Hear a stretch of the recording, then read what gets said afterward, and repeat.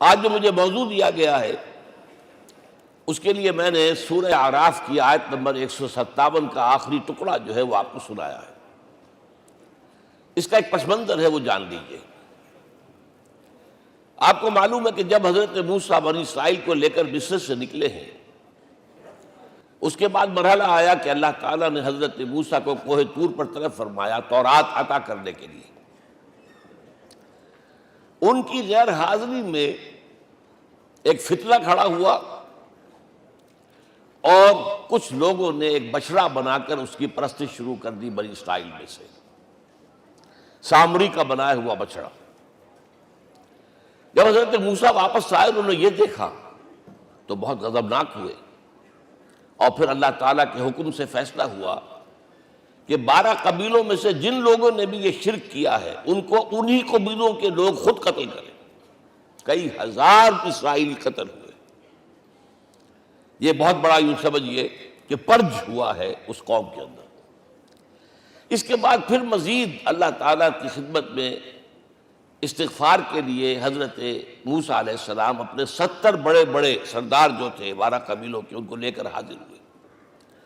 وہاں انہوں نے استغفار کیا اور ایک دعا کی، پروردگار وَاكْتُبْ لَنَا حَسَنَةً فِي الدُّنْيَا وَالْآخِرَةِ، ہمارے لیے نیکی کا اندراج کر دے، دنیا میں بھی آخرت میں بھی۔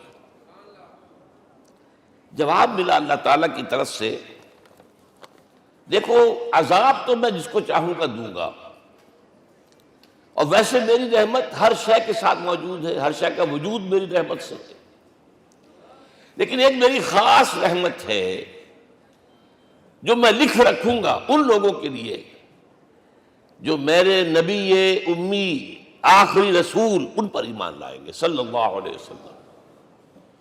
وہ جب آئیں گے اور وہ نیکی کا حکم دیں گے، بدی سے روکیں گے، پاکیزہ چیزوں کو حلال قرار دیں گے، ناپاک چیزوں کو حرام قرار دیں گے، نوع انسانی کے اوپر جو بوجھ تھے جو اس وقت ہوں گے ان کو اتاریں گے۔ وہ جب آئیں گے تو جو لوگ فَالَّذِينَ آمَنُوا بِهِ نمبر 1، وَعَزَّرُوهُ نمبر 2، وَنَصَرُوهُ نمبر 3، وَاتَّبَعُوا النُّورَ الَّذِي أُنزِلَ مَعَهُ أُولَٰئِكَ هُمُ الْمُفْلِحُونَ۔ جو لوگ ان پر ایمان لائیں گے، ان کی تعظیم اور توقیر کریں گے، ان کی مدد کریں گے، اور جو نور ان کے ساتھ نازل کیا جائے گا یعنی قرآن، اس کی پیروی کریں گے، وہ ہوں گے جو فلاح پانے والے ہوں گے، میری خصوصی رحمت سے حصہ ان کو ملے گا۔ اب یہاں پہلے تو دعا کر لیجئے، اللہم ربنا اجعلنا منہم، اے اللہ ہم سب کو ان میں شامل فرما دے جو تیرے نبی کے ساتھ تعلق کی ان 4 بنیادوں کی شرائط کو پورا کر سکے، تقاضوں کو پورا کر سکے۔ اب ذرا ان میں سے ایک ایک کو لیجئے۔ ایمان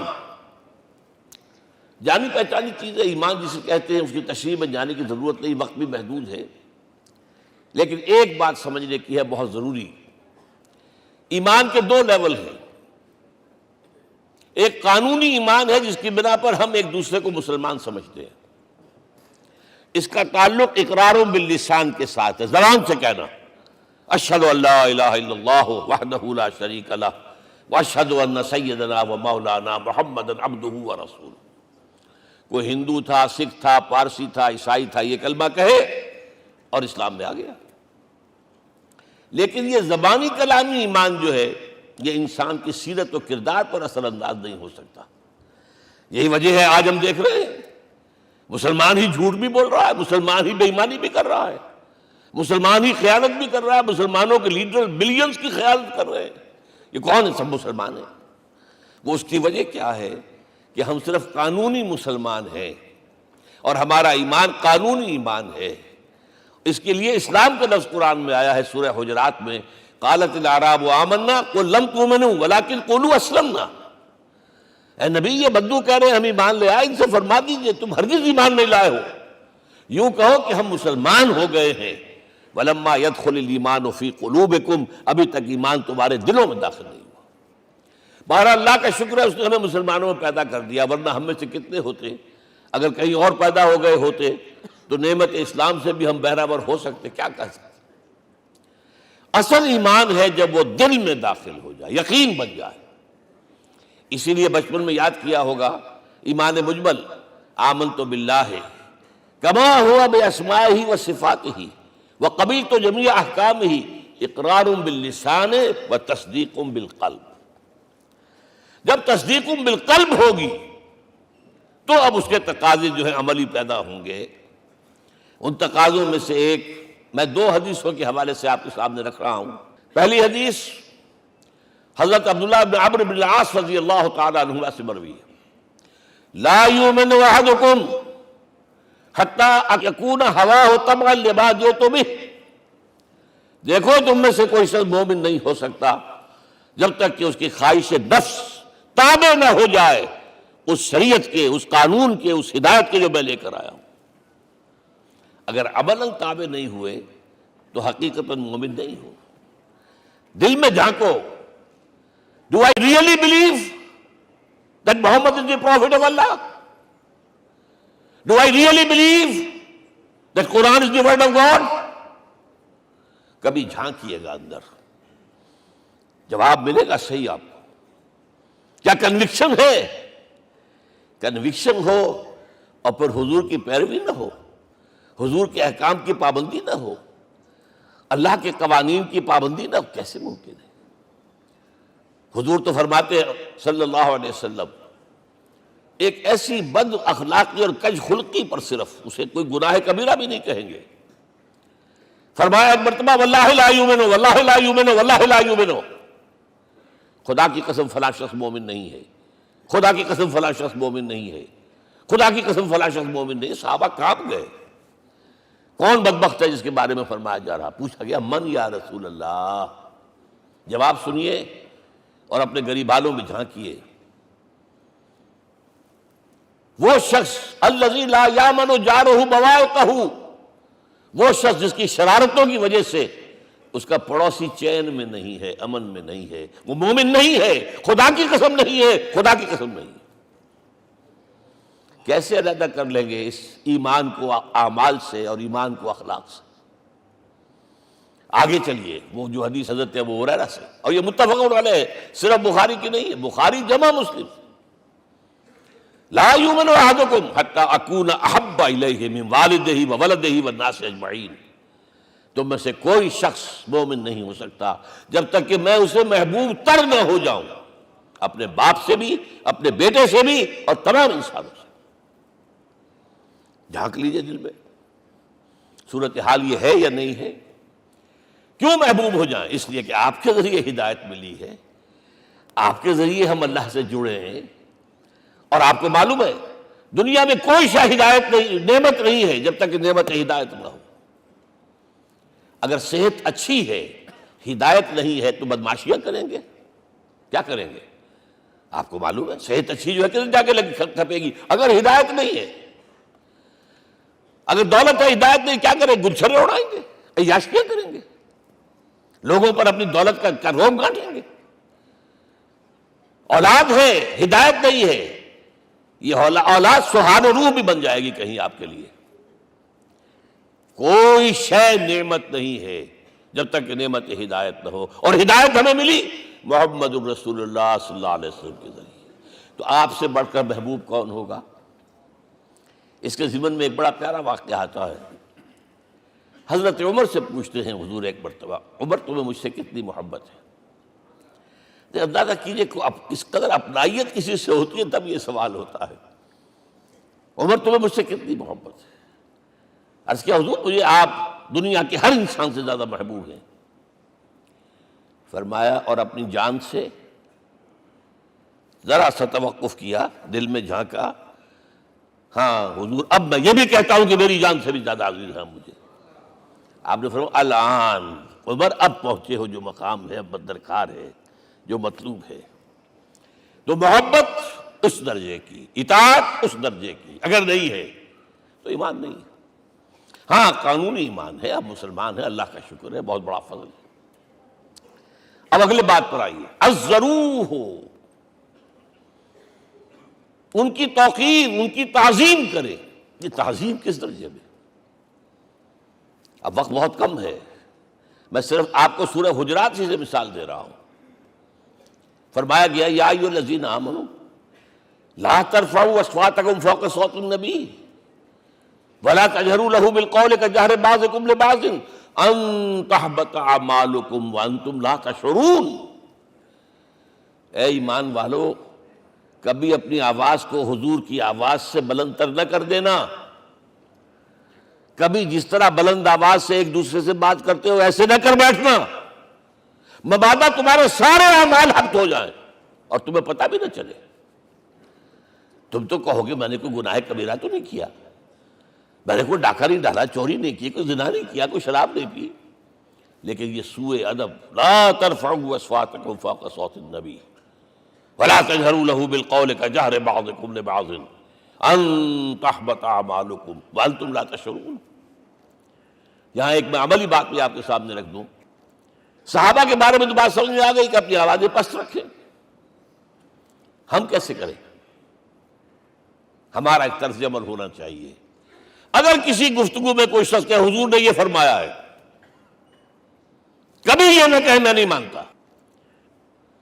ہاں توقف کر لیں، بھائی میں تحقیق کروں گا کہ واقعی یہ حدیث صحیح ہے یا نہیں ہے. ٹھیک، ضروری نہیں کہ جو کہہ دے مان لیں آپ.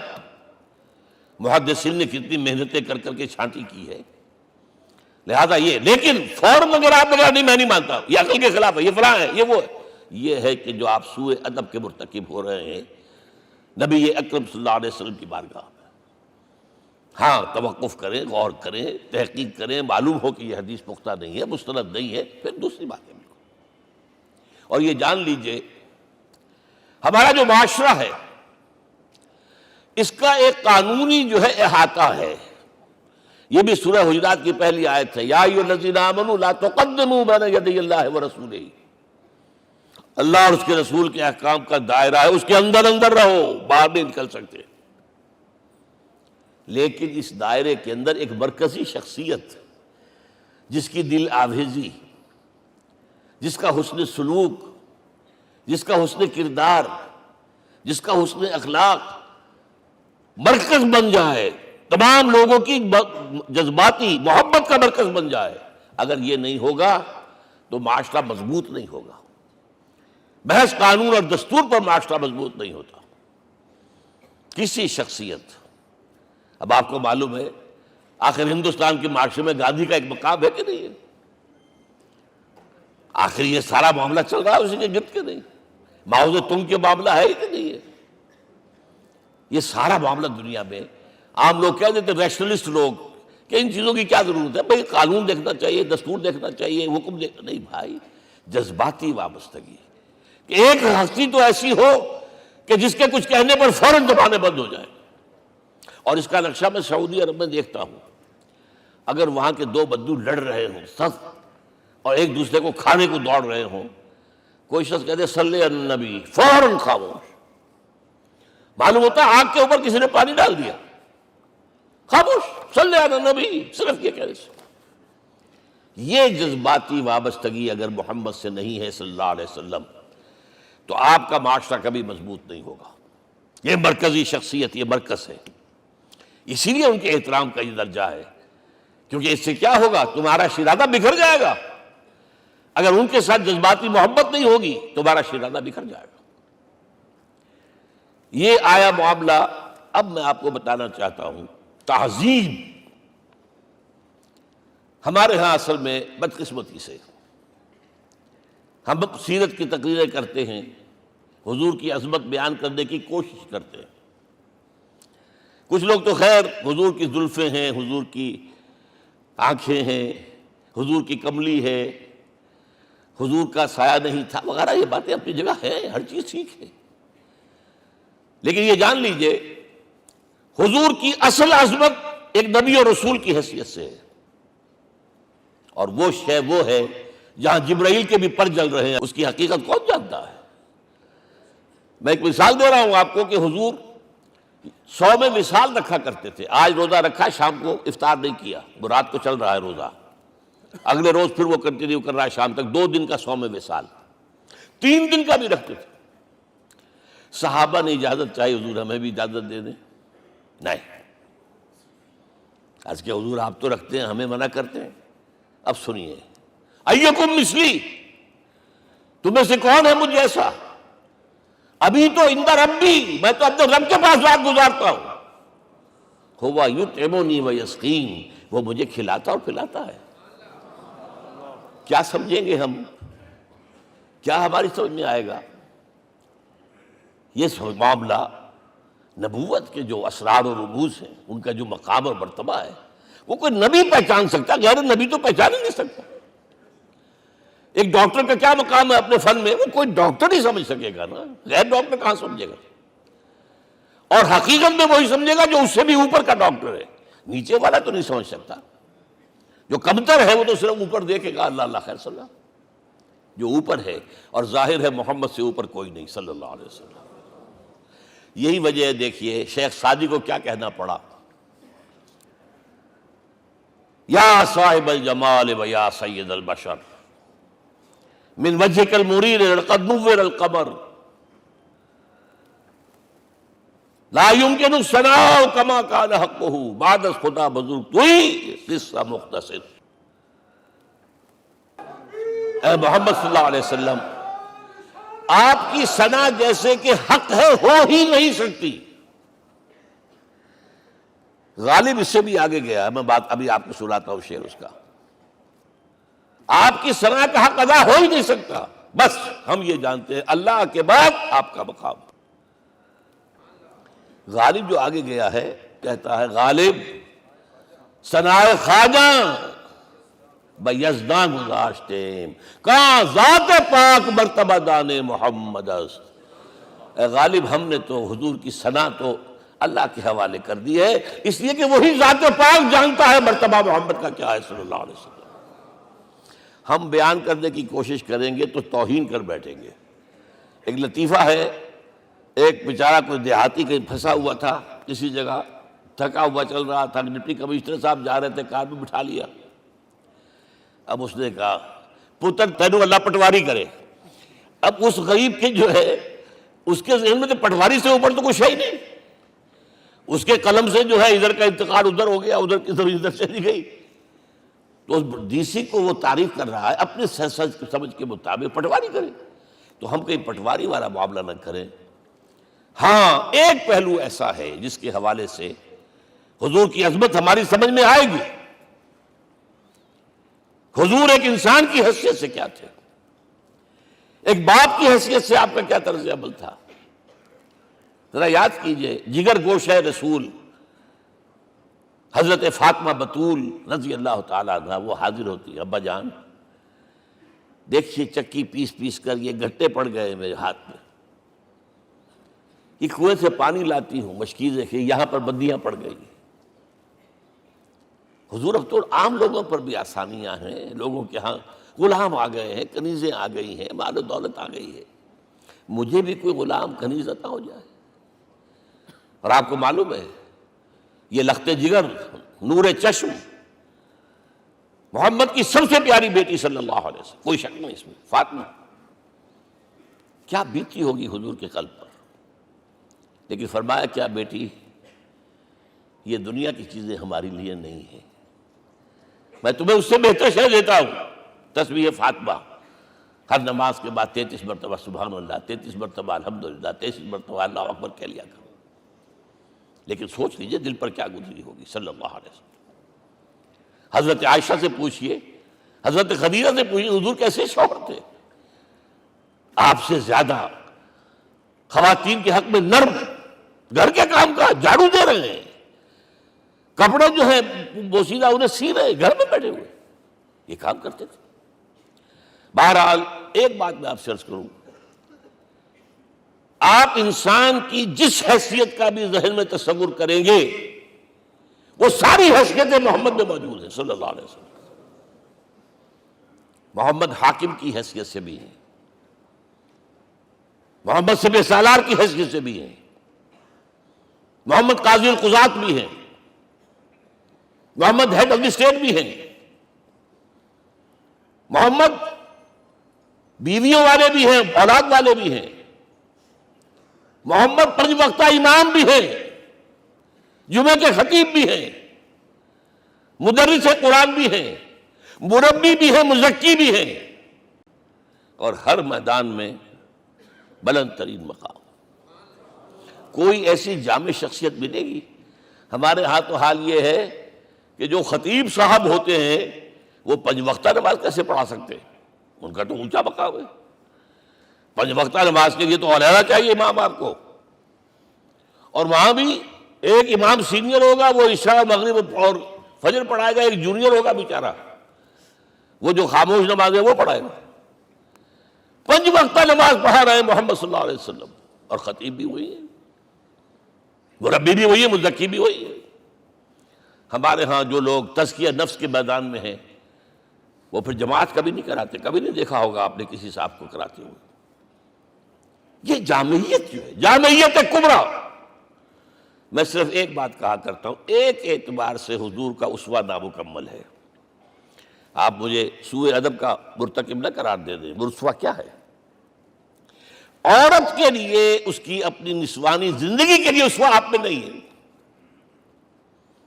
آخر نصف انسانیت ہے، اسے بھی اسوہ چاہیے۔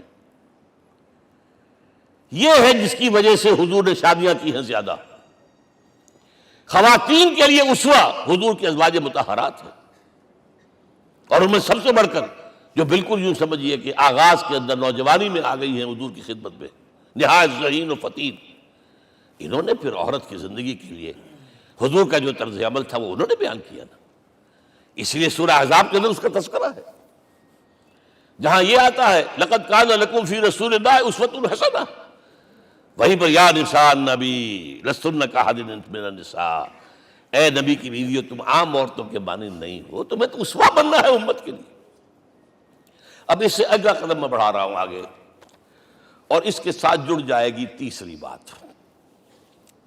تیسری بات کیا ہے؟ وَنَصَرُوهُ، اس کی مدد کریں صلی اللہ علیہ وسلم۔ پہلی بات تو یہ نوٹ کیجئے، حضور انتہائی غیور انسان تھے، انتہائی غیور۔ یہ کہا جاتا ہے کہ اگر حضور گھوڑے اس میں سوار ہوتے تھے اونٹ پر، اور آپ کا کوڑا نیچے گر گیا، تو آپ یہ کسی سے نہیں کہتے تھے کہ ذرا یہ میرا کوڑا مجھے پکڑا دینا، یہ بھی گوارا نہیں تھا۔ آپ اونٹ بٹھا کر نیچے اتر کر اپنا کوڑا خود اٹھاتے تھے۔ کسی سے اپنے ذاتی کام کے لیے کوئی مدد مانگنا امکان ہی نہیں۔ بلکہ ایک واقعہ تو وہ ہے جب بھی میں تذکرہ کرتا ہوں میری آنکھوں میں آنسو آ جاتے ہیں۔ یہ ہجرت کے وقت کا واقعہ ہے۔ آپ کو معلوم ہے حضور نے تمام مسلمانوں کو مکے سے جانے کی اجازت دے دی، چلے جاؤ مدینے، چلے جاؤ مدینے، آپ خود تھے موجود، اس لیے کہ رسول اپنے مقام کو نہیں چھوڑ سکتا وداؤٹ ایکسپریس پرمیشن فرام اللہ سبحانہ وتعالی۔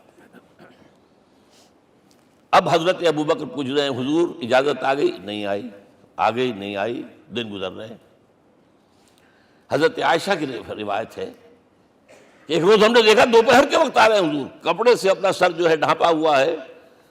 عرب میں دوپہر کے وقت وزٹ کرنا جو ہے یہ ان کے خلاف دستور ہے، ان کی تہذیب کے خلاف ہے، یہ قیلولے کا وقت ہوتا۔ تو حیران ہوئے، آتے ہی فرمایا ابوبکر ہجرت کی اجازت ہو گئی۔ اب انتہائی خوشی سے اور بڑی امید میں کہ بڑی شاباش ملے گی، حضرت ابوبکر فرماتے عرض کرتے ہیں حضور میں نے 2 اونٹیاں تیار کر رکھی ہیں، خوب کھلا پلا کے انہیں فرما کیا ہوا ہے، یہ ہجرت میں ہمارے کام آئے گی۔ حضور تھوڑا سا توقع فرماتے ہیں، پھر کہتے ہیں اچھا ٹھیک ہے، ایک میں استعمال کروں گا لیکن میں اس کی قیمت ادا کروں گا۔ حضرت ابوبکر رو پڑے، حضور مجھ سے یہ مغایرت، سائے کے تناب کے ساتھ رہنے والا، اس سے یہ مغایرت، ذرا سے اشارے پر اپنی کم سن بیٹی پیش کر دی نکاح کے اندر، اس سے یہ مغایرت، رو پڑے۔ لیکن حضور کی اپنی غیرت تھی، میں قیمت دوں گا۔ اب بتائیے مدد کا کہ یہ درکار تھی؟ مدد تھی ان کے مشن کے لیے۔ مشن 2 حصوں میں تھا، اس کو جانیے، آج کچھ علمی باتیں آ رہی ہیں۔ حضور کے مشن کے 2 حصے، ایک ابتدائی جو تمام انبیاء اور رسول کا تھا، ایک تکمیلی جو صرف محمد کا ہے۔ صلی اللہ علیہ وسلم۔ ابتدائی کیا ہے؟ اللہ کی طرف دعوت، تبلیغ۔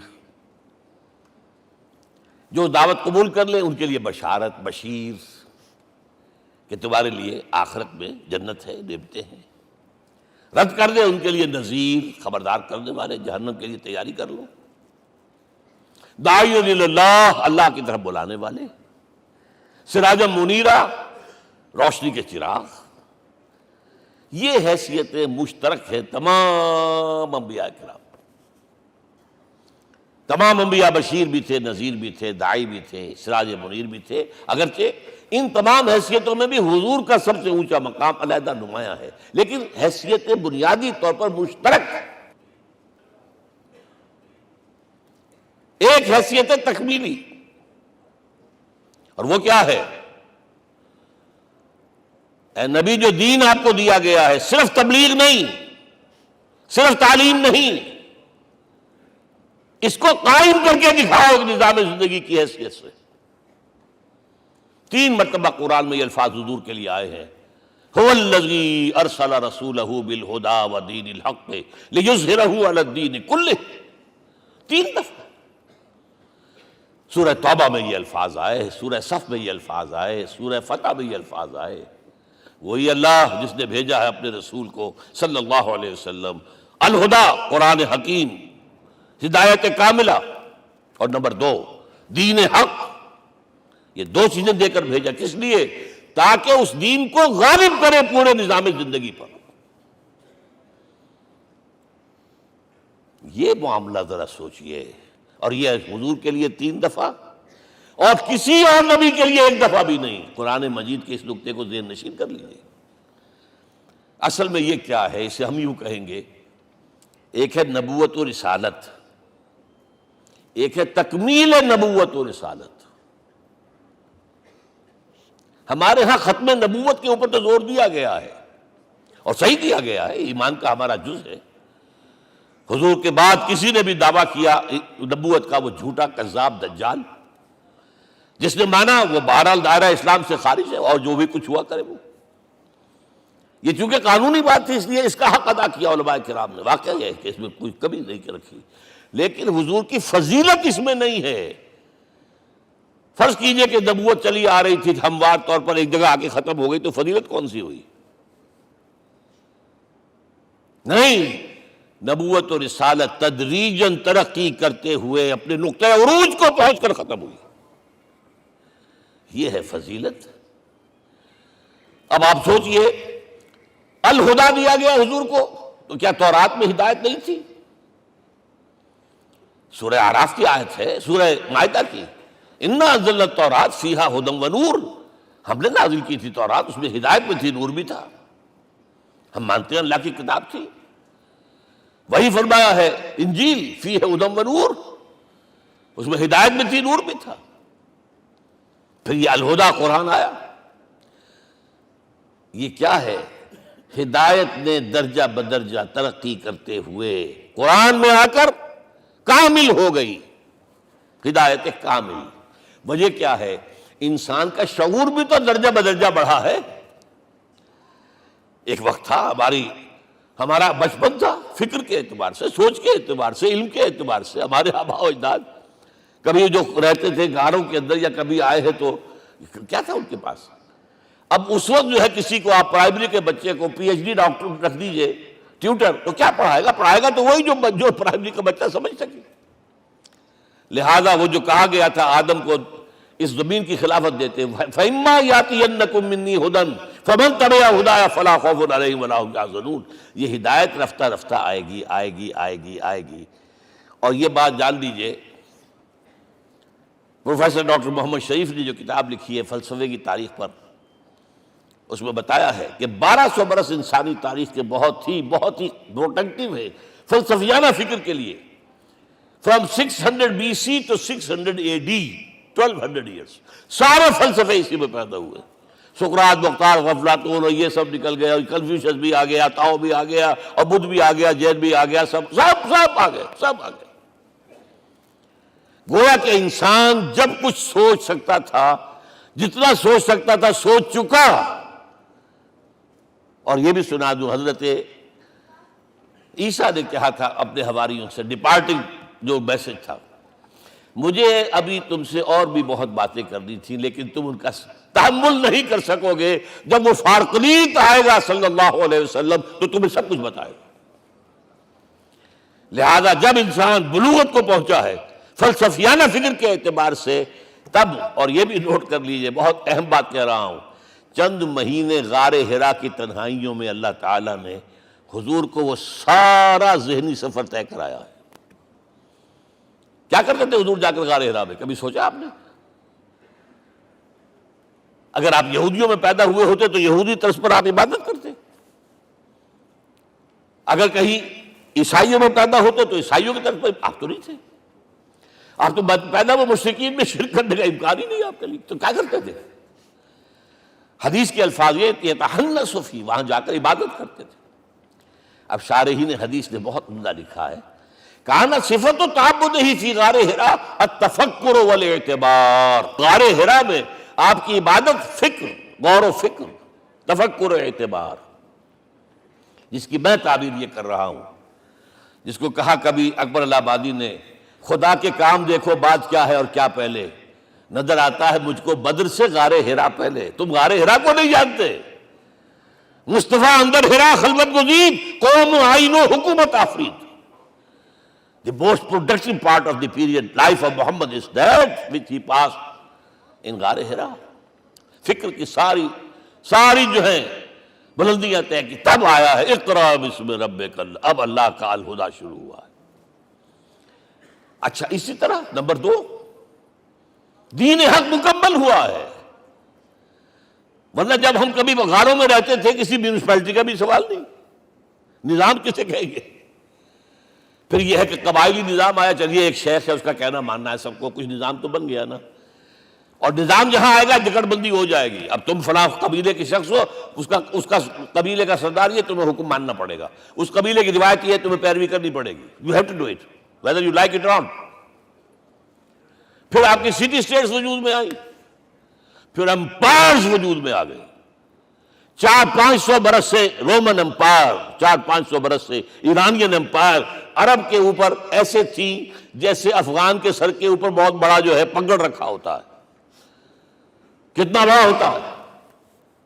وہ کسی نے شعر کہا بھی تھا، مجھے تو اب یاد نہیں، کہ سر پہ باندھے ہوئے پورا افغانستان۔ میرا خیال شاید ضمیر جعفری۔ تو کیا تھا یہ جزیرہ نما عرب، یہ جزیرہ کہلاتا ہے، الجزیرہ، الجزیرہ، اس لیے کہ نیچے آپ کو معلوم ہے بحیرہ عرب، ادھر جو ہے خلیج آ رہی ہے آخر تک، ادھر سے بحیرہ قلزم جا رہا ہے، اور پھر خلیج عقبہ آ گئی ہے، تو یہ سارا جو ہے جزیرہ نما ہے، اس سے پیننسولا۔ لیکن عرب اوپر 2 اور ہیں، عراق عرب، شام عرب۔ عراق عرب پر قبضہ ایران کا، شام عرب پر رومیوں کا۔ اور جب یہ سلطنتیں بن گئیں تو گویا کہ انسان شکنجے میں آ گیا۔ ظلم، محنت کرے کسان، عیش کرے جاگیردار، اور بادشاہ محل بنائے، لگان وہاں سے آ رہا ہے۔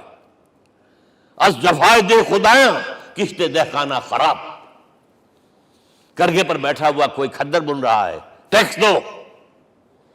بادشاہ محل بھی بنائے گا، یاشیاں بھی کرے گا، سارا نسوانی حسن جو ہے کوہ قاف کا لے آئے گا اپنے ہاں، اور پھر فوج بھی رکھے گا، ذرا تم نے گردن اٹھائی تو تمہاری سرکوبی کرنے کے لیے فوج تیار ہے۔ یہ جب جکڑ بند آئی ہے انسان پر، تب محمد کو بھیجا گیا ہے۔ دی لیبریٹر، اسے آزاد کرانے والا،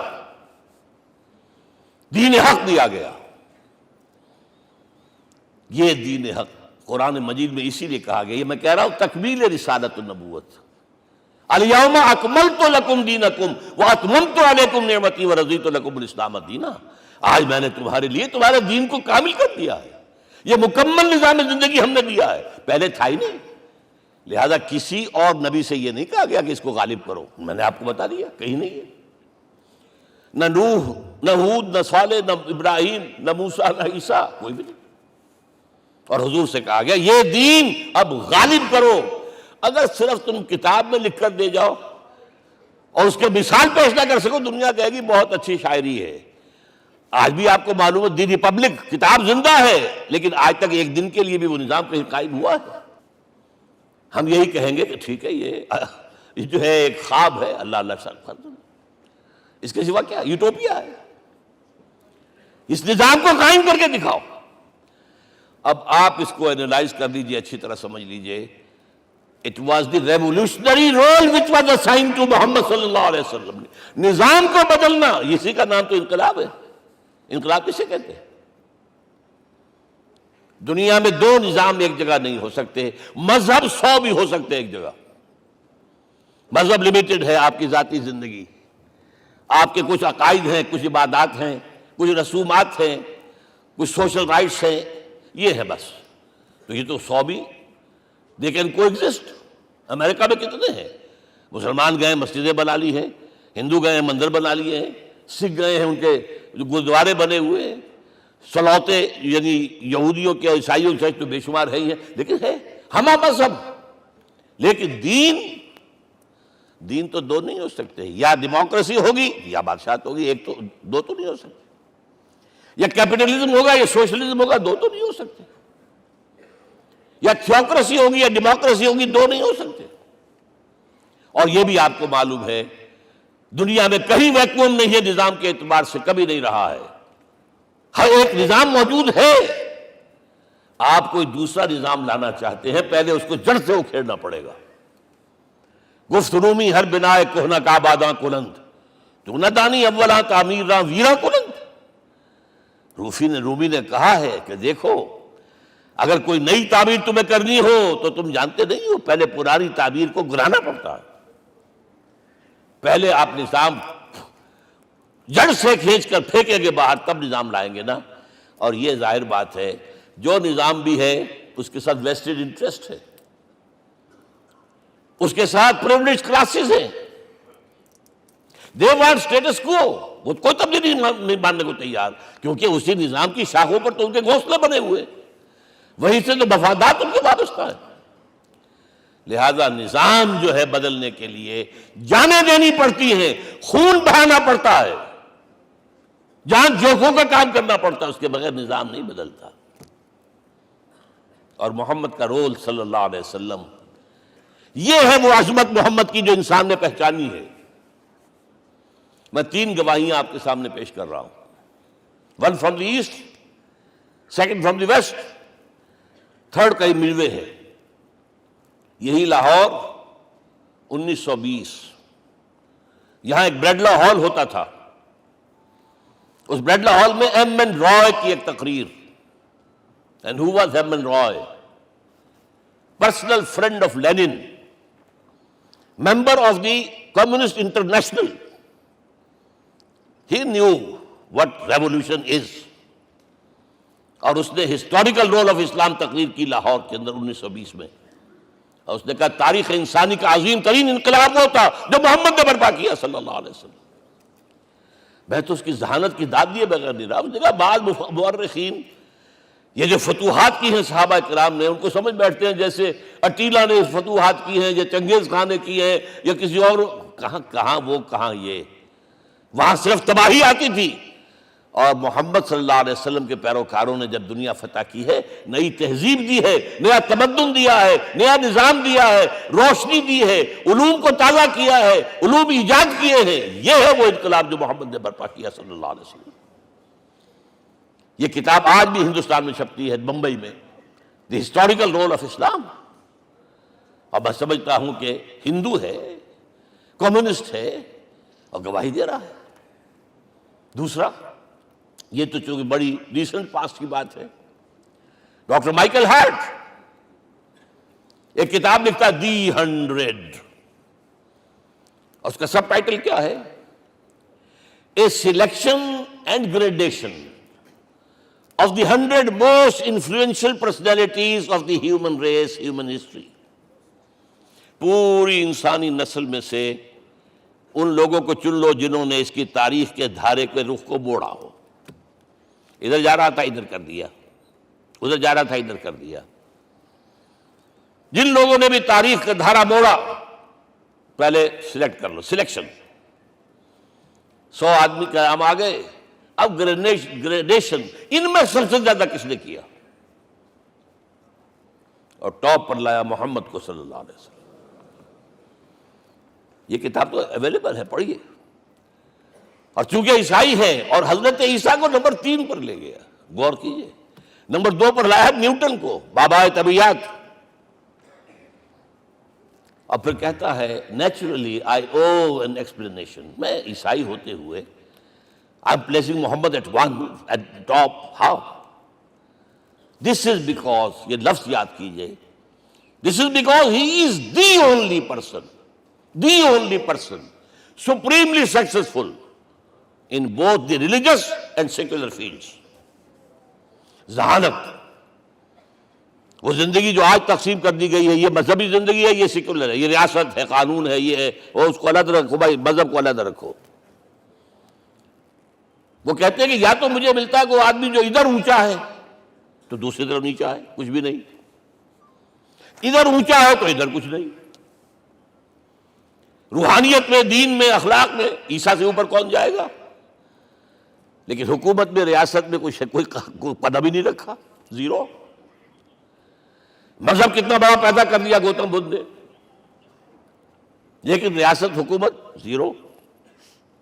اور بڑے سے بڑے جو ہے شہنشاہ اور بڑے سے بڑے کانکرس، کوئی چلا آیا ہے، آپ سوچئے جو گریک آ رہا ہے، جو سکندر اعظم کہاں سے چل کر مقدونیہ سے کہاں پہنچ گیا؟ بیاس تک۔ اٹیلا کہاں سے پہنچ گیا؟ مشرق سے مغرب تک۔ لیکن مذہب و اخلاق کے اندر زیرو نہیں بلکہ مائنس ویلیو لانی پڑے گی۔ ایک ہی انسان ہے، آپ کم سے کم give credit to his honesty.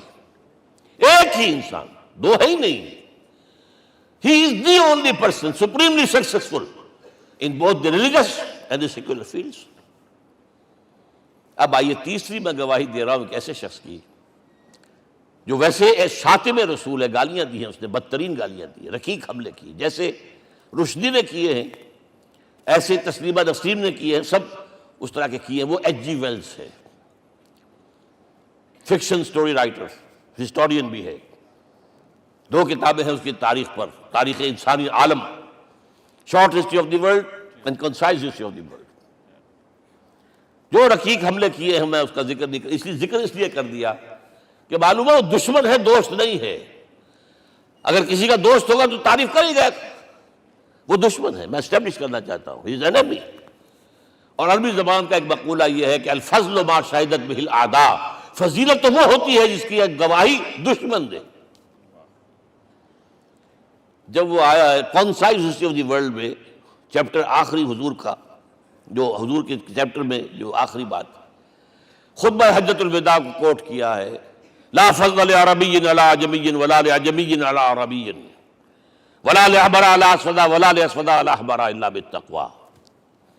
کسی عرب کو کسی عجمی پر کوئی فضیلت نہیں، کسی عجمی کو کسی عرب پر کوئی فضیلت نہیں، کسی گولے کو کسی کارے پر کوئی فضیلت نہیں، اور کسی کالے کو کسی گورے پر کوئی فضیلت نہیں، ہاں تقوی کے ساتھ فضیلت ہے۔ اب ذرا میرا ایک ایک لفظ نوٹ کیجئے، کیا لکھتا ہے اس پر؟ Although the sermons of human freedom, fraternity and equality were said before also, and we find a lot of these sermons in Jesus of Nazareth، مسیح ناصری حضرت عیسیٰ علیہ السلام کے ہاں بھی وعظ تو ہمیں بہت ملتے ہیں، but it must be accepted that it was Muhammad صلی اللہ علیہ وسلم who for the first time in history established a society based on these principles۔ انسانی حریت، اخوت، مساوات، اس کے وعظ کہنے تو بہت آسان ہے، تقریریں کرنی تو بہت آسان ہے، لیکن ان ویلیوز کو باقاعدہ اسٹیبلش کرنا ایک سوسائٹی میں ماننا پڑتا ہے، یہ اسے دینا پڑا ہے کریڈٹ جو بھی ہے۔ لیکن ایک بات نوٹ کر لیں، مبادہ کہیں آپ میرے بارے میں سوء ظن ہو جائے، تازہ ایڈیشن جو اب اویلیبل ہے اس میں سے یہ نکال دیے گئے ہیں۔ آج کے جو ان کے ایڈیٹرز ہیں ان کے حلق سے نیچے نہیں اتر رہے، اتنی بڑی حقیقت۔ آپ پنجاب لائبریری یا پبلک لائبریری سے جا کے پرانا ایڈیشن لیجئے، concise history of the world کے اندر آپ کو یہ الفاظ مل جائیں گے۔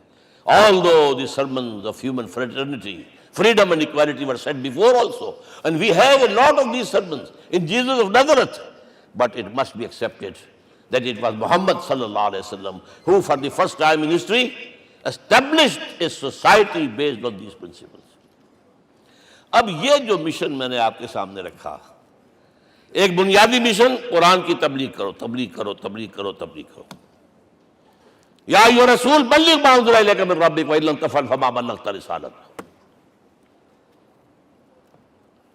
نمبر 2، جو دین حق دیا اسے غالب کرو، قائم کرو، نافذ کرو، اس کی مثال پیش کرو دنیا کے سامنے. ان دونوں میں مدد درکار تھی محمد الرسول اللہ کو. جیسے حضرت مسیح نے کہا تھا، وَإِذْ قَالَ عِيسَىٰ ابْنُ مَرْيَمَ لِلْحَوَارِيِّينَ مَنْ أَنصَارِي إِلَى اللَّهِ، کون ہے میرا مددگار اللہ کی راہ میں. جیسے کہ اللہ فرماتے ہیں سورہ حدید میں، بڑی پیاری آیت ہے، بڑی ریولوشنری آیت ہے، بلکہ میں لفظ استعمال، بڑی ننگی انقلابی آیت ہے قرآن مجید کی.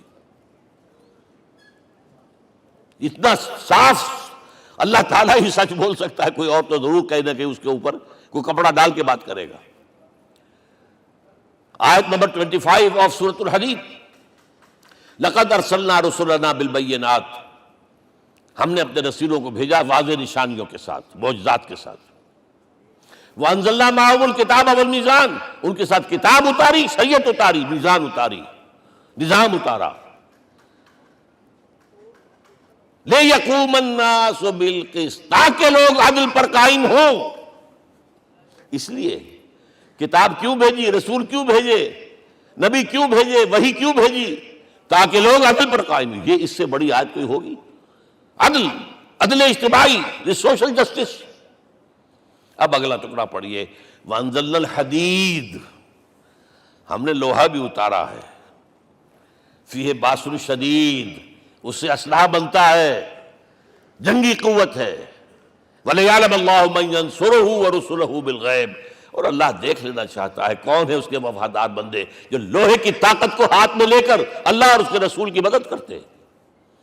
دین اللہ کا، اسے قائم کرنا اللہ کی مدد ہے، اسے قائم کرنا محمد کا فرض ہے، اس کے جد و جہد کرنا محمد کی مدد ہے صلی اللہ علیہ وسلم. یہ تھی نصرت. اور یہ نصرت آپ کو معلوم ہے حضور کی زندگی میں صحابہ کرام نے کی ہے کہ نہیں کی؟ جو شخص ایمان لایا فوراً داعی بن گیا، فوراً. ابو بکر ایمان لائے، اور 6 جو ہیں عشرہ مبشرہ میں سے چوٹی کے صحابہ، وہ ان کی دعوت پر ایمان لائے. سعد ابن ابی وقاص، طلحہ، زبیر، عثمان، سعید ابن زید، یہ سب کون ہیں؟ حضرت ابو بکر کی دعوت. نوجوان ہیں، مصعب بن عمیر کو گھر سے نکال دیا چچا نے، اور برہنہ کر کے نکالا ہے کم وقت نے، اس لیے کہ باپ مر گیا تھا، بہت دولت چھوڑ گیا تھا. ماں نے بڑے ناز و نام میں پالا تھا. کہتے ہیں 200 درہم کا جوڑا اس کا بن کر آتا تھا شام سے. جیسے کبھی ہم کہتے تھے کہ پنڈت نہرو کے کپڑے جو ہے پیرس سے سل کر آتے ہیں، اور جہاں سے گزر جاتا تھا مشم، اتنا اس نے لگایا ہوتا تھا عطر کے پوری گلی جو ہے وہ خوشبو سے جو ہے بھر جاتی تھی. چچا نے بلایا، تم جو یہ گلچھرے کر رہے ہو اپنے باپ کی دولت پر نہ، اور تم اسے کہتے ہو کافر، نکل جاؤ گھر سے. وہ چلنے لگے. He was a ten ager. چلنے لگے. وہ سمجھا تھا کہ میرے یہ کہنے سے اس کے تو اس کو تارے نظر آ جائیں گے، یہ فوراً جو ہے توبہ کرے گا، پلٹ آئے گا. چلنے لگے تو اسے اور غصہ آیا، یہ کپڑے بھی اسی باپ کے ہیں، اتارو. وہی اتارے کپڑے. مادرزاد برہنہ ہو کر ماں کے پاس گئے ہیں. ماں نے آنکھوں پر ہاتھ رکھا، مصعب کیا ہوا ہے؟ فرمایا امی میں موحد ہو گیا ہوں. یہ ہے توحید. اور اب جا کر حضور کے دامن میں بیت ارقم میں اب ہمہ وقت کارکن ہے، قرآن اتر رہا ہے، پڑھ رہے ہیں، سمجھ رہے ہیں، قرآن اتر رہا ہے، یاد کر رہے ہیں. اور اس کے بعد جب کہا تھا مدینے والوں نے بیعت عقبہ اولیٰ پر کہ حضور ہمارے سے آپ کی ملاقات تو سال کے بعد ہی ہوگی، درمیان میں تو آپ کو معلوم ہے خونریزی ہے، کوئی قافلہ بچ کے نہیں آ سکتا، تو اب آپ ہمیں کوئی اپنا شاگرد دیجئے. مصعب بن عمیر کو حضور نے کہا جاؤ ان کے ساتھ. وہاں ان کا نام پڑ گیا المقری، پڑھانے والا، قرآن پڑھانے والا. 75 آدمی اگلے سال لے کر آ گیا ہے، اور اسی سے بیعت عقبہ ثانیہ ہوئی ہے، اور ہجرت کا راستہ کھل گیا. اور اس کو ایک دفعہ حضور نے دیکھا، مسجد کے دروازے کے سامنے سے گزر رہا تھا مصعب، پھٹا ہوا کمبل تھا جس میں پہلے لپیٹا ہوا تھا. حضور کی آنکھوں میں آنسو آ گئے. غزوہ احد میں شہید ہوا کس طرح؟ علم بردار تھا، ایک ہاتھ پر وار پڑا ہے، کٹ کے گر گیا، ایک ہاتھ سے تھاما، دوسرے پر بھی گر گیا، دونوں جو بچے ہوئے حصے تھے اس سے تھاما. پھر جب ختم ہو گئے اس کے بعد جو ہے جب دفن کر رہے تھے تو حضور کے سامنے پرابلم لایا گیا. مصعب کے جسم پر تو کوئی کپڑا ہی نہیں تھا سوائے ایک چادر کے، ایک دھوتی. اللہ اللہ خیر اللہ. اور شہید کا کفن ہوتا ہے اس کا اپنا لباس. حضور وہ اتنا چھوٹی ہے وہ چادر کہ پاؤں ڈھانپتے ہیں تو سر کھل جاتا ہے، سر ڈھانپتے ہیں تو پاؤں کھل جاتے ہیں. فرمایا سر کو ڈھانپ دو کپڑے سے اور پیروں پر گھاس ڈال دو. That was the last dress which Musab got. تو یہ لوگ جو تھے محمد رسول اللہ والذین معہ، یہ ساتھی حضور کے جنہوں نے حضور کے مشن میں آپ کا ساتھ دیا. اور ایک خاص مرحلے کا تو میں آپ کے سامنے ذکر ہی کر دوں، اس لیے کہ دین کی اقامت، دین کا غلبہ، اس میں تو جہاد اور قتال آئے گا لا محالہ. Nobody is going to allow you to change the system. اگر سسٹم بدلتا ہے تو اس کے ساتھ جو مفادات بدلتے ہیں وہ ختم ہو جاتے ہیں، جو پرولیجز ہیں وہ ختم ہو جاتے ہیں. لہذا جب غزوہ بدر کا مرحلہ آیا ہے، حضور نے مجلس شورا منعقد کی اور آپ نے جو وحی سے آپ کو بتا دیا گیا تھا، دیکھو ایک قافلہ آ رہا ہے شمال سے، مال غنیمت سے لدا پھدا ہے اور 50 صرف اس کے ساتھ محافظ ہیں. ایک لشکر آ رہا ہے جنوب سے ویل کانٹے سے لیس، اور اللہ نے وعدہ کیا ہے کہ ایک پر ضرور تمہیں فتح دے گا، بتاؤ کدھر چلے. یہ اصل میں کسی بھی سپہ سالار کے لیے وقت ہوتا ہے کہ اپنے ساتھیوں کے مورال کا اندازہ کرے. کچھ ہوں گے ہم جیسے کمزور بھی، انہوں نے کہا کہ حضور پہلے قافلے کی طرف چلے، آسانی سے فتح بھی ہو جائے گی اور ہتھیار مل جائیں گے ہمیں. ہمارے پاس تو ہتھیار بھی نہیں ہے، گنتی کے لوگوں کے پاس تلواریں بھی نہیں سب کے پاس، تو 50 آدمیوں کے ہتھیار تو ملیں گے، پھر لشکر سے نپٹ لیں. اب حضور کہہ رہے ہیں اشیرونی اشیرونی اشیرونی. حضرت مقداد بن اسود کھڑے ہوتے ہیں، حضور ہمیں موسیٰ کے ساتھی نہ سمجھیے جنہوں نے کہہ دیا تھا فَذَهَبْ أَنْتَ وَرَبُّكَ فَقَاتِلَا إِنَّا هَاهُنَا قَاعِدُونَ. ہم موسیٰ کے ساتھی نہیں ہیں، ہم آپ کے جانثار ہیں. آپ جو آپ کی نیت ہے آپ بسم اللہ کیجئے، ہم آپ کو کیا پتہ ہمارے ذریعے آپ کو اللہ تعالیٰ آنکھوں کی ٹھنڈک عطا فرمائے. حضور پھر فرمائے مجھے مشورہ دو، مجھے مشورہ دو. تب خیال آیا سعد ابن عبادہ رضی اللہ تعالیٰ عنہ کو، جو رئیس انصار تھے، ہو نہ ہو یہ ہماری طرف روئے سخن ہے. کیونکہ بیعت عقبہ ثانیہ جس کے نتیجے میں ہجرت ہوئی ہے اس میں طے یہ ہوا تھا کہ اگر یہ مکے والے مدینے پر حملہ آور ہوں گے آپ کو ختم کرنے کے لیے، ہم آپ کی حفاظت ایسے ہی کریں گے جیسے اپنے بیوی بچوں کی. اور ابھی مدینے پر حملہ ہوا نہیں ہے، حضور پری ایمپٹ کر رہے ہیں، باہر نکل کر مقابلہ کرنا چاہ رہے ہیں. تو گویا کہ انصار کور نہیں ہوتے اس کے اندر، اس لیے بار بار اشیرونی، مجھے مشورہ دو. اب سعد بن عبادہ کھڑے ہوتے ہیں، کانک تعنینا یا رسول اللہ صلی اللہ علیہ وسلم. اے اللہ کے رسول شاید آپ کا روئے سخن ہماری جانب ہے.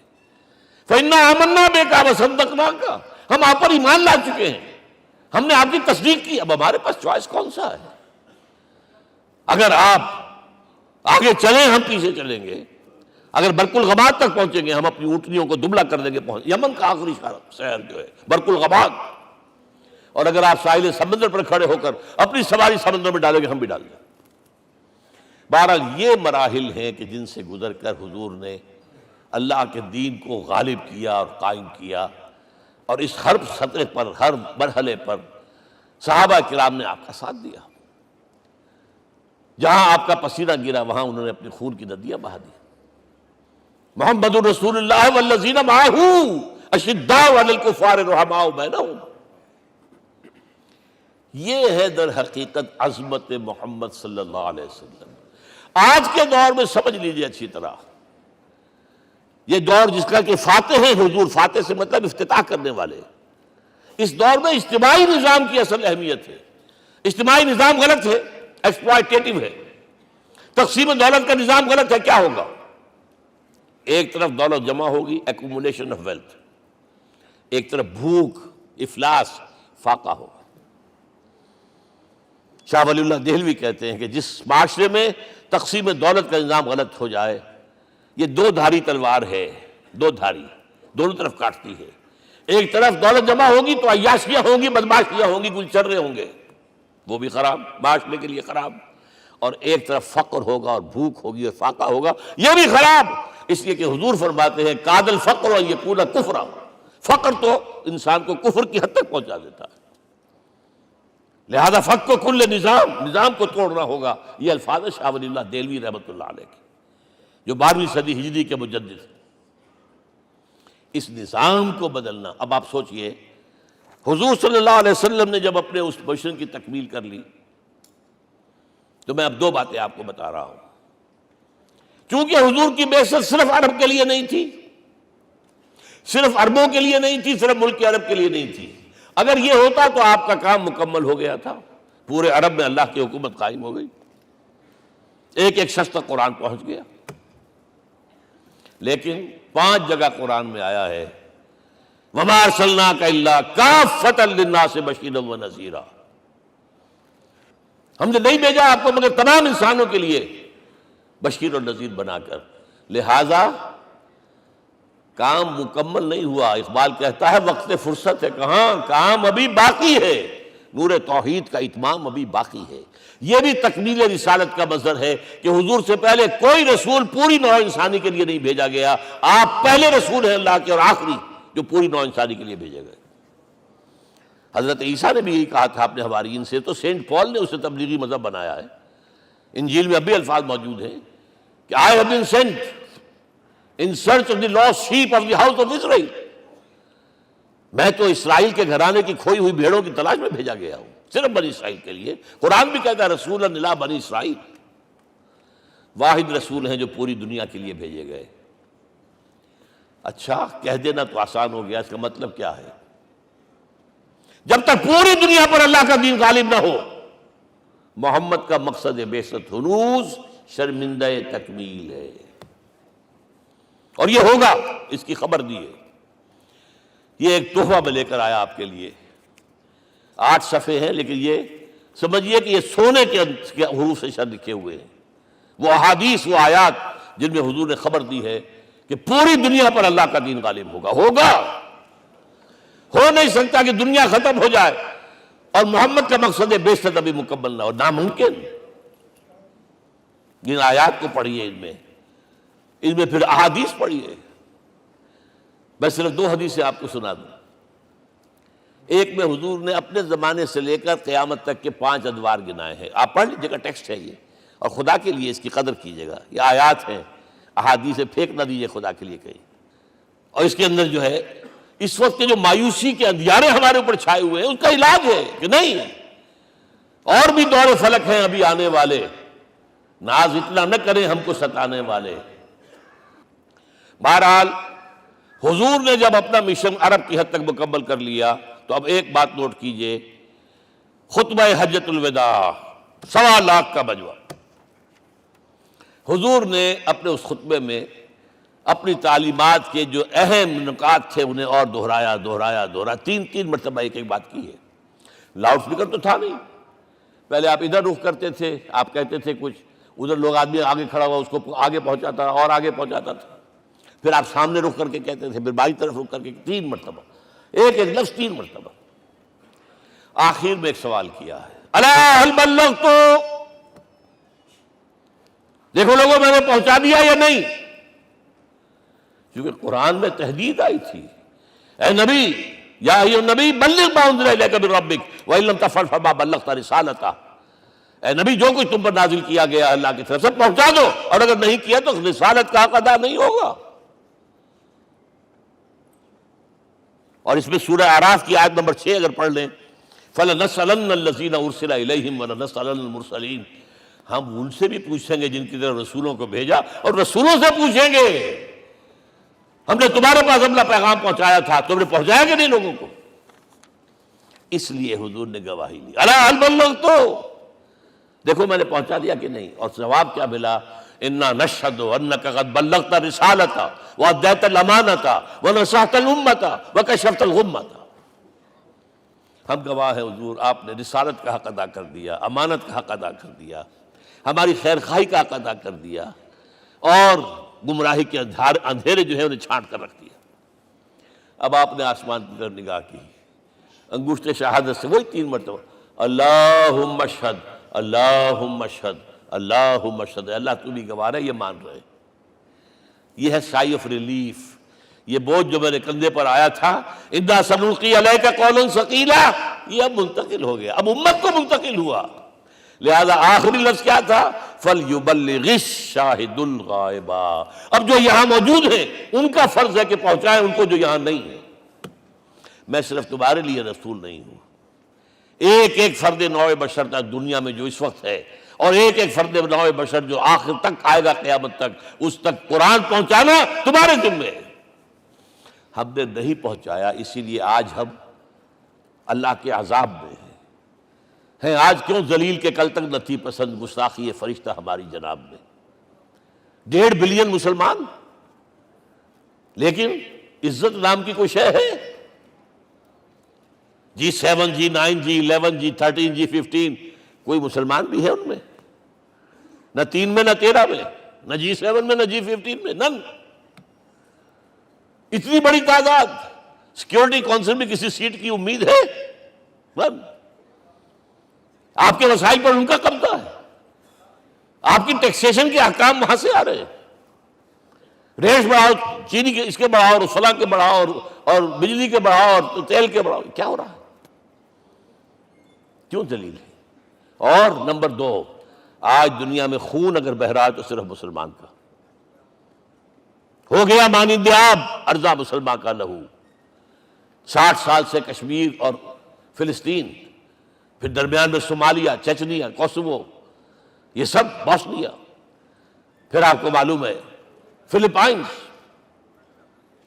پھر جو کچھ ہوا افغانستان میں، اور جو کچھ ہوا اب ہو رہا ہے، جو کچھ ہوا عراق میں۔ یہ کیوں ہے؟ We are criminals number 1. We have not done our duty. ہم نے قرآن کو اپنا امام نہیں بنایا، دوسروں کے سامنے کیا پیش کریں گے؟ ہمارا اپنا سارا نظام سود کے اوپر مبنی ہے۔ بہرحال پہلا فرض یہ ہے، اب اس کو پہنچاؤ، اور یہاں تک فرمایا بلغوا عنی ولو آیۃ، پہنچاؤ میری جانب سے چاہے ایک ہی آیت، preach on my behalf۔ یہ کام جو ہے، جو کہا گیا تھا، واقعہ یہ کہ میں 50 برس سے کر رہا ہوں، یہ آج کی بات نہیں ہے۔ تکمیل اور تدوین فن میں جو بھی حفیظ کا حصہ ہے، نصف صدی کا قصہ ہے، 2-4 برس کی بات نہیں۔ میں میڈیکل کالج کے زمانے سے درس قرآن دے رہا ہوں، جب یہ طلبہ کے اجتماعات کے درمیان درس قرآن ہوتا تھا، جماعت اسلامی کا رکن تھا تو درس قرآن ہوتا تھا، اور اس کے بعد سے میری زندگی کا بیشتر وقت اس میں لگا، بیشتر اور بہتر۔ یہ حضور کا حکم ہے، پہنچاؤ میری جانب سے چاہے ایک ہی آیت پہنچاؤ۔ اچھا، نمبر 2، اب حکم دیا گیا، اس کی مثال میں دے رہا ہوں آپ کے سامنے۔ جب ایران کے ساتھ جنگ شروع ہوئی ہے تو سپہ سالار افواج ایران رستم نے وفد بلایا ایک، اے عربو، تم پہلے بھی ہم پر حملے کیا کرتے تھے، لیکن پہلے لوٹ مار کر کے واپس چلے جاتے تھے۔ یہ جان لیجئے، یہ ہسٹری کا ایک موقع ہے خاص، کہ ایک سیٹلڈ سویلائزیشنز ہوتی ہیں، اور ایک وہ جو رہتے ہیں سطح مرتفع پر، وہاں پانی نہیں ہوتا، وہ فصل کہاں سے آ جائے گی؟ یا ریگستان میں جو وہاں بستے ہیں وہ کیا کرتے ہیں؟ وہ وقتاً فوقتاً جاتے ہیں، جھپٹا مارتے ہیں، لوٹ مار کرتے ہیں، لے کر وہاں سے دولت آتے ہیں، اسی پر ان کی گزارا تھا۔ تم پہلے بھی آیا کرتے تھے، لوٹ مار کر کے چلے جاتے، اس دفعہ پیچھا بھی چھوڑ رہے بولے کیا؟ ایسی پیاری، یہ کئی روایتوں میں آیا ہے، الفاظ مختلف ہو سکتے ہیں۔ جو مسلمان وفد کا سربراہ تھا اس کا جواب سنیے، انا قد ارسلنا، دیکھو رستم، پہلے ہم خود آتے تھے، اب ہمیں بھیجا گیا ہے۔ اللہ نے بھیجا محمد کو، محمد نے بھیجا ہمیں صلی اللہ علیہ وسلم۔ کس لیے؟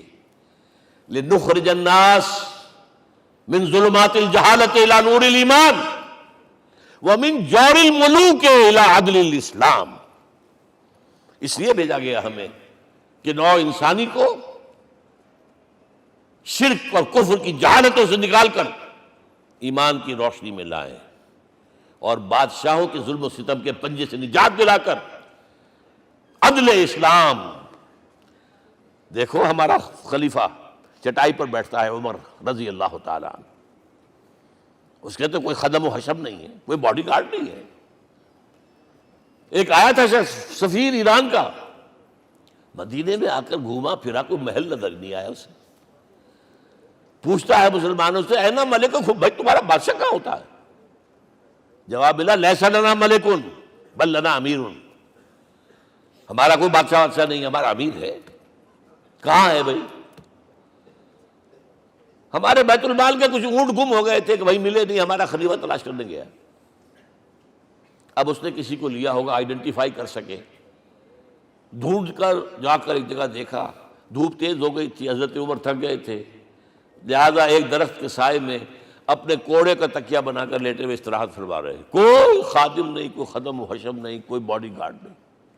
اس وقت وہ کھڑے ہو کر کہتا ہے عمر تم عدل کرتے ہو، تمہیں کوئی خوف نہیں ہے. ہمارے بادشاہ ظلم کرتے ہیں، لوگوں کا خون پیتے ہیں، انہیں ہر وقت ڈر رہتا ہے، انہیں اونچی اونچی فصیلیں چاہیے، انہیں باڈی گارڈ چاہیے، انہیں حفاظتی دستے چاہیے.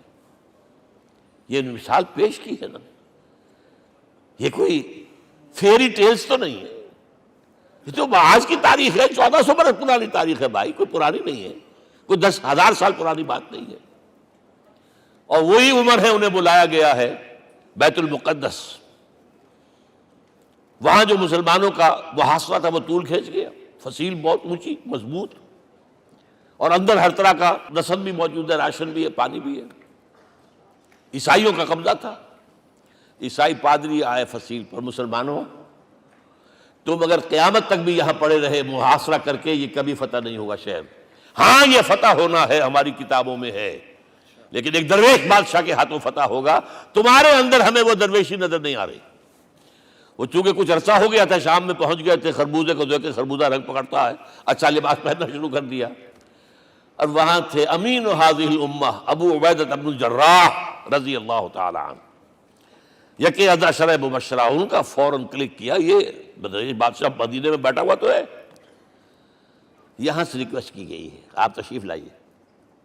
اب 700 میل کا سفر ہے، کوئی ذاتی سفر نہیں، کسی بیٹے کے کنووکیشن کے لیے نہیں گئے ہیں، کوئی انٹوریج نہیں ہے، کچھ نہیں. ایک اونٹ، ایک خادم، اور اسی اونٹ پر راستے کا راشن، لہذا ایک آدمی بیٹھ سکتا ہے. اب ایک منزل خلیفہ اوپر تشریف فرما ہے اور خادم ہاتھ پکڑ کر آگے چل رہا. اگلی منزل خادم اوپر بیٹھا ہے اور خلیفہ ہاتھ پکڑ کے آگے چل رہا ہے. جب آخری منزل آئی ہے تو باری ہو گئی اس خادم کی. اس نے ہاتھ جوڑ دیے، خدا کے لیے لوگ دیکھیں گے، مجھے ماریں گے، تمہیں شرم نہیں آئی؟ خلیفۃ المسلمین جو ہے وہ آگے آگے تمہارے چل رہے تھے، تم براجمان تھے. حضرت عمر نے ڈانٹ پلائی، دوڑو نہیں، باری تمہاری ہے. وہ بیٹھا ہوا اوپر، حضرت عمر پنکیل پکڑ کر آ رہے ہیں، اور بیچ میں کہیں کیچڑ آ گیا تھا، جوتیاں بھی ہاتھ میں پکڑی ہوئی ہیں. اب وہاں آتے ہی انہیں لے جایا گیا فصیل کے سامنے. انہوں نے اوپر سے اپنی کتابیں دیکھیں، ہاں یہی ہے درویش بادشاہ. یہ فتح نہیں ہوا تھا یروشلم، یہ ایک صلح کے طور پر انہوں نے دیا ہے، کھول دیا، آ جاؤ. اور انہوں نے شرط رکھوائی تھی کہ کہیں یہاں یہودیوں کو آباد نہیں ہونے دیں گے آپ. حضرت عمر نے اتنی رعایت کی تھی یہودیوں کے لیے کہ وہ یہاں آئیں، اپنے مقدس مقامات کی زیارت کر کے جا سکتے ہیں، لیکن یہاں سیٹل نہیں ہو سکتے. اس لیے وعدہ تھا. یہ وعدہ جو ہے سلطان عبدالحمید خان تک چلا ہے. بڑی سے بڑی رشوت پیش کی تھی زائنسٹ نے، تمہارے سارے قرضے ہم ختم کر دیں گے، تم جو ہے ہمیں فلسطین میں آباد ہونے کا حق دے دو. نہیں، جو معاہدہ عمر کا تھا اس میں میں کوئی ترمیم نہیں کر سکتا. تو یہ مثالیں ہیں جو پیش کی گئی ہیں. میں تو کہا کرتا ہوں، جب میں نے پڑھا تھا کہ کرنل جمال عبد الناصر کی بیٹی سائیکل پر جاتی ہے کالج، چون لائی کی بیٹی بھی سائیکل پر کالج جاتی ہے، احساس ہوا تھا عظمت ہے نا آخر، چاہے وہ کسی غیر میں ہو. اور واقعہ یہ ہے کہ میں بیان کرنے سے رہ نہیں سکتا. جب میں نے لال بہادر شاستری کے بارے میں سنا، he had no house in the whole of India. یہ تو بھارت کی ڈیموکریسی کا ایک معجزہ ہے. A person who doesn't own a house in the whole length and breadth of India, and he rose to the position of Prime Minister. ہمارے ہاں کسی میونسپلٹی کا جو ہے ممبر نہیں بن سکتا، اس کی بیوی اپنے گھر میں خود کھانا پکاتی تھی، کوئی ملازم نہیں تھا۔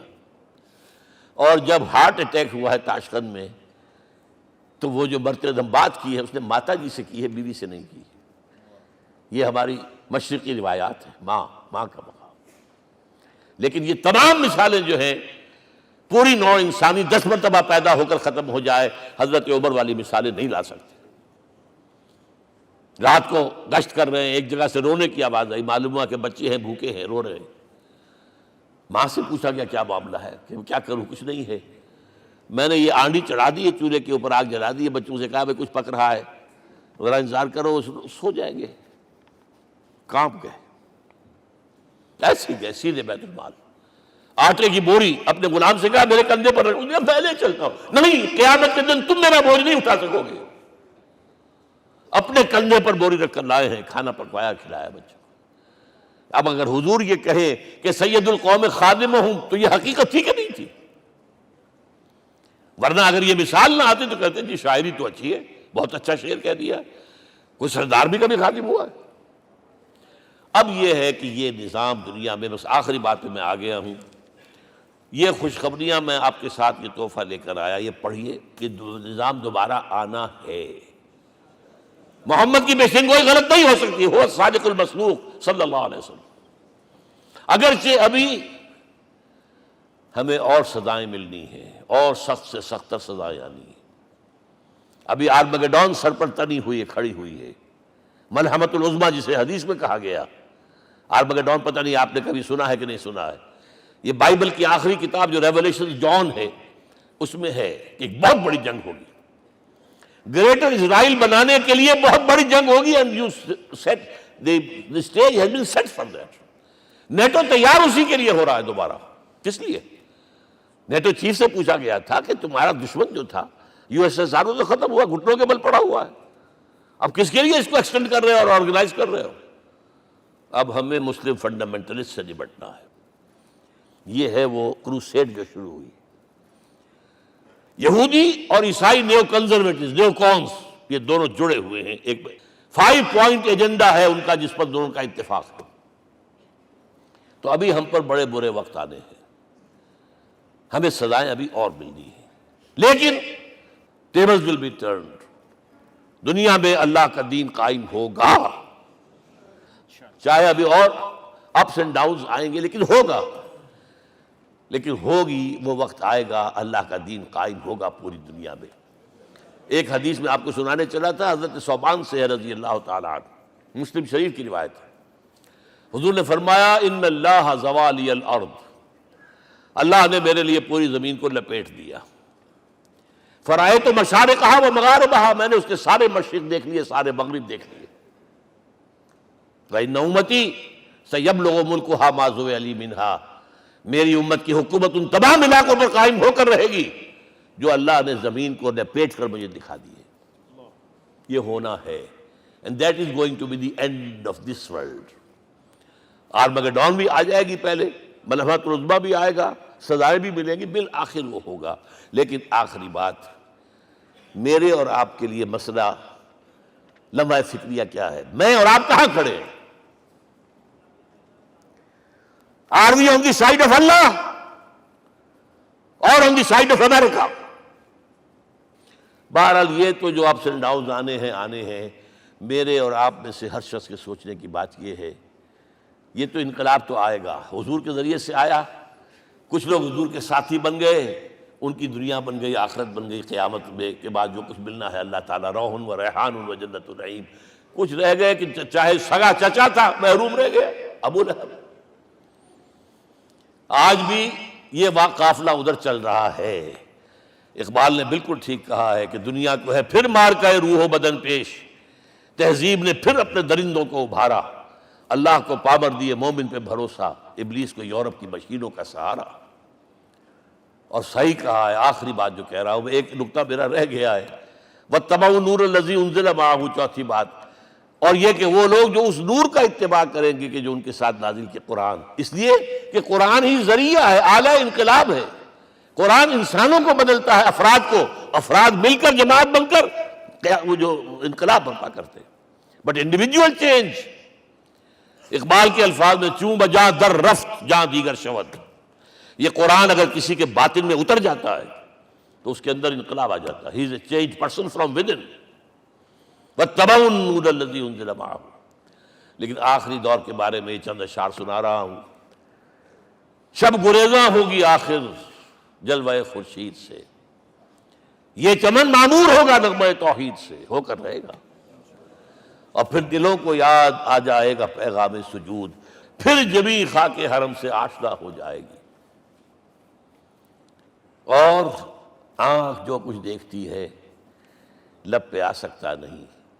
میں وہ حیرت ہوں کہ دنیا کیا سے کیا ہو جائے. آب روان کبیر تیرے کنارے کوئی دیکھ رہا ہے کسی اور زمانے کے خواب.